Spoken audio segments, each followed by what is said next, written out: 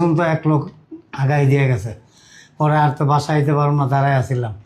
ওই যে আবার রুবেল যাইতেছিল, পরে রুবেলটা বললাম যে রুবেল এই আমার একটু বাসায় পর্যন্ত পৌঁছে দাও, তো নিয়ে এলো সাথে করে।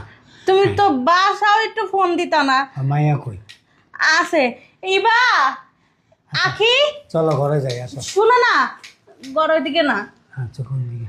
ভাবি হ্যাঁ আমি তবে গেলাম। হ্যাঁ রুবেল, হ্যাঁ ভাই। কই তুমি?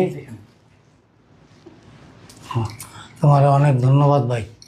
হ্যাঁ তুমি আমার জন্য দোয়া করো ভাই। ঠিক আছে। আমিও তোমার লেগে দোয়া করুম, আল্লাহ যাতে তোমার ভালো রাখে। অনেক কষ্ট করছো ভাই, আচ্ছা কিছু মনে করো না ভাই। ঠিক আছে, সন্ধ্যায় আমি আবার আসবো। আচ্ছা আচ্ছা, আবার আসো। হ্যাঁ ভাবি গেল। এই শোনো, এই যে আইসো কিন্তু। হ্যাঁ আইবো। এই হ্যাঁ আমার লাঠি রাখো। ইভা, ইভা দেখে দেখে আসছে, তাড়াতাড়ি।